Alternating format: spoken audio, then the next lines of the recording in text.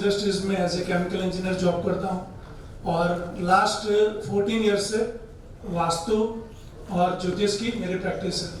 तो विश्वदा जी ने बताया कि समय की बहुत कमी है, हम आगे बढ़ते हैं।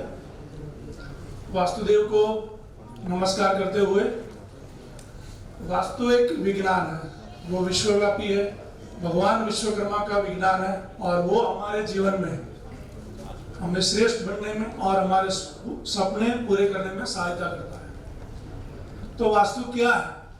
वास्तु की डेफिनेशन हम एक लाइन में देखें तो वास्तु कुदरत के जो 5 तत्व है उनका मानव और प्रकृति के बीच का तालमेल है। तो अभी आप बता सकते हैं कि कुदरत के कौन से 5 तत्व है जिनसे मानव शरीर बना हुआ है? ओके, राइट, अग्नि, वायु, जल, आकाश। ओके, अच्छा, अभी वो तत्व कुदरत में कहाँ पे है? आपको 5 तत्व तो पता है, लेकिन वो तत्व कुदरत में कहाँ पे है? मीन्स जैसे कि अग्नि तत्व कहाँ पे है? कौन सी दिशा में अग्नि तत्व है? साउथ ईस्ट, बराबर। तो वो हम आगे देखते हैं। ये स्लाइड में दिखाया गया कि पूरब और उत्तर के बीच में जल तत्व है, पूरब और दक्षिण के बीच में अग्नि, दक्षिण और पश्चिम के बीच में जमीन और पश्चिम उत्तर के बीच में वायु तत्व है। और हर एक जगह में केंद्र स्थान में स्पेस मीन्स आकाश तत्व है। अभी आप लोग ये तत्व को थोड़ा सा ध्यान में रखना, क्योंकि आगे वास्तु समझने में ये हमको सहायता करेगा। हर एक दिशा में 9 पद है, 9 भाग बनाए हुए। उत्तर दिशा में शुरू कर दे तो ईस्ट, द्वितीय, अदिति, पूरे वास्तुदेव के शरीर पर अलग अलग प्रकार के देवता बैठे हुए हैं। अभी डायरेक्शन की बात करते हैं तो वास्तु के अगर हम 9 भाग करते हैं तो ईशान में सदाशिव महादेव जी है, पूरब में इंद्र, अग्नि में अग्निदेव, दक्षिण में यम, केंद्र में ब्रह्मा जी है कि मेहमान आते हैं घर पे तो पता मीन्स कब जाए ऐसा होता है। तो वास्तु में पहले से बताया गया था कि कलयुग में ये होने वाला है। तो काफी वास्तु वाले भूल करते हैं कि अग्नि में जब रसोई होती है तो रसोई करने वाले का फेस हमेशा पूरब की ओर रहना चाहिए, और वायव्य में है तो वायव्य में उसका फेस पश्चिम की तरफ रहना चाहिए। पर इसमें भी साइंस के लॉजिक ही सब छुपे हुए हैं। और दूसरा, किचन के जो भी प्लेटफॉर्म्स वगैरह उनके भी कलर, ब्लैक कलर बिल्कुल पसंद यूज नहीं करना चाहिए। As per the vastu bathroom पूरब, पश्चिम और वायव्य कोण में ज्यादा फायदा करता है। घर की मुख्य तिजोरी जो है, जहाँ पे हमको हमारा पैसा, क्योंकि यहाँ पे श्री विद्या की भी बात हुई, हमको लक्ष्मी बचानी है, तो वास्तु में तिजोरी हमेशा उत्तर दिशा की तरफ खुले, क्योंकि उत्तर कुबेर का द्वार है। उत्तर में खुलेगा तो आपको ज्यादा बेनिफिट देगा। वो नैऋत्य में रखोगे या उत्तर की साइड में रखोगे तो बहुत ही अच्छा है। बच्चों का रूम स्टडी के लिए ईशान, पूरब और उत्तर में होना चाहिए। और पढ़ाई के दौरान बच्चों का जो फेस है वो टुवर्ड्स नॉर्थ, उत्तर की दिशा में उनकी दृष्टि रहे तो बहुत ही अच्छा है। ये स्लाइड में वास्तु में जो भी हमने चर्चा की उसका एक संक्षिप्त में विवरण है। अभी जीवन का एक बहुत महत्वपूर्ण भाग प्रेगनेंसी। आजकल गर्भधारण की समस्या और गर्भपात बहुत कॉमन हो गया है। इसमें वास्तु हमको किस तरह से सहायता करता है वो हम देखते हैं। किसी भी गर्भवती महिला को अग्नि कोण में बिल्कुल नहीं सोना चाहिए, क्योंकि अग्नि में अग्निदेव है तो उसको मिसकैरेज होने के ज्यादा चांसेस है। वास्तु के मुताबिक ईशान कोण में अगर गर्भवती महिला दिन में 4-5 आवर्स भी वो सोएगी तो उसको बॉडी में अच्छा रहेगा। उसके अंदर जो एम्यूनिटिक फ्लूइड बोलते हैं, जिसको गर्भजल, बच्चा जिसमें रहता है, तो वो उसका एकदम हेल्दी रहेगा। गर्भवत आजकल सीजरियन भी एकदम कॉमन है।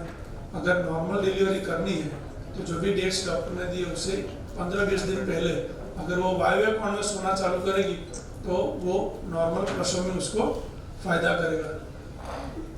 ऐसा देखा गया है कि ईशान कोण में सोने वाले दंपति को प्रेगनेंसी नहीं रहती है। तो जो भी घर में ईशान कोण में उनका बेडरूम है तो नॉर्मल रिपोर्ट्स आने के बावजूद भी उनको प्रेगनेंसी नहीं रहती है। मेरा एक स्टडी है 2010 में मैं तिरुपति बालाजी गया था, तो ये कोइंसिडेंट नहीं है।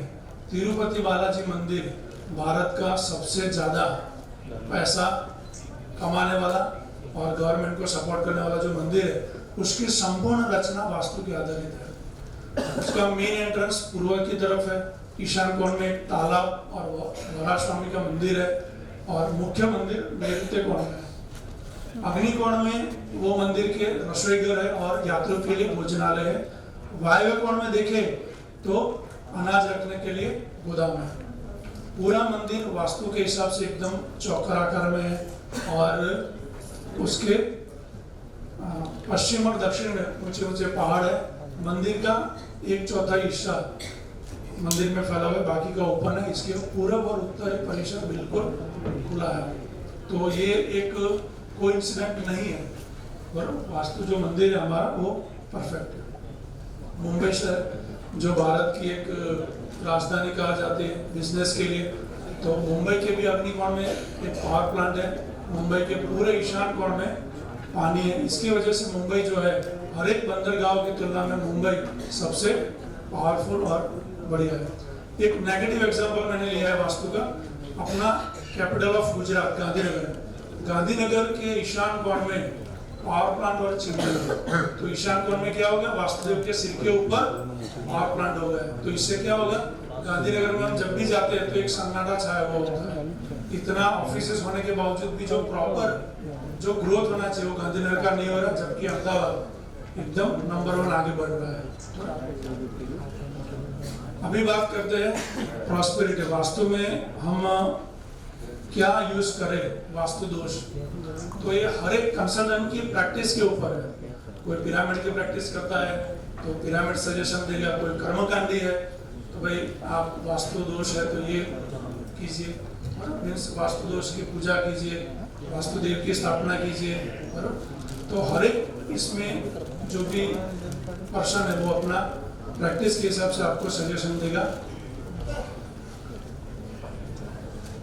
और मेरा 14 इयर्स के वास्तु की प्रैक्टिस में ये मेरा स्पष्ट मानना है कि अगर कोई भी पर्सन कुंडली और वास्तु में जन्माक्षर और वास्तु दोनों को साथ में लेकर चलेगा तो उसका ग्रोथ, उसका डेवलपमेंट में कोई भी डाउट नहीं होगा, वो बढ़िया से बढ़िया आगे बढ़ सकता है।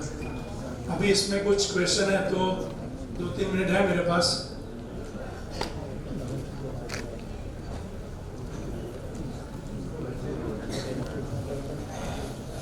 जिनको बच्चे नहीं होते तो उसके, या समझ गया मैं, बच्चों के लिए शुक्र की जगह पे मीन्स जब तक प्रेगनेंसी कंसीव नहीं होती तो उनको अग्नि कोण में साउथ की तरफ सिर रख के सोना चाहिए।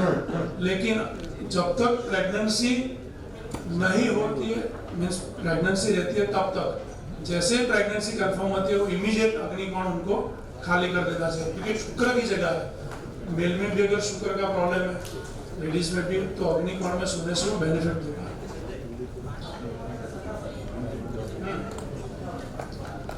अग्नि कोण में टॉयलेट कई वास्तु ग्रंथ उसको अलाउ करते हैं, लेकिन यहाँ पे उपाय की बात करते हैं तो अग्नि कोण में एक अग्नि जैसा कलर का लैंप, जो हमारे सिंपल लैंप्स होते हैं वो आप लैंप रख दीजिए, या फिर जो समुद्री नमक होता है वो भी आप रखने से उसका एक पार्शियल निवारण, आधा निवारण हो जाता है।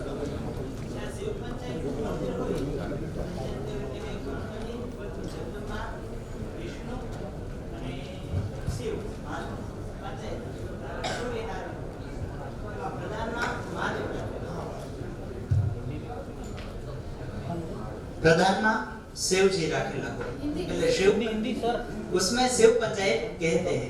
तो शिव पंचायत में हमको काल भैरव और बटुक भैरव मंदिर परिसर के बाहर में बिठाने हैं, तो किस दिशा पे हम उसको रख सकते हैं, बिठा सकते हैं?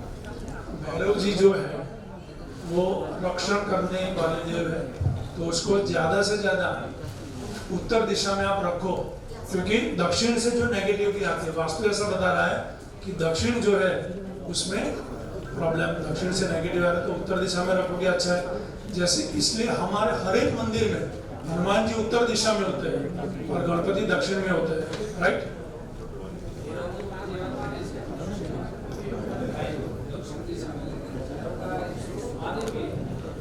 देखो ऐसे देखा जाए तो हर एक देवता ईशान कोण में ही होने चाहिए, लेकिन डायरेक्शन की बात करते हैं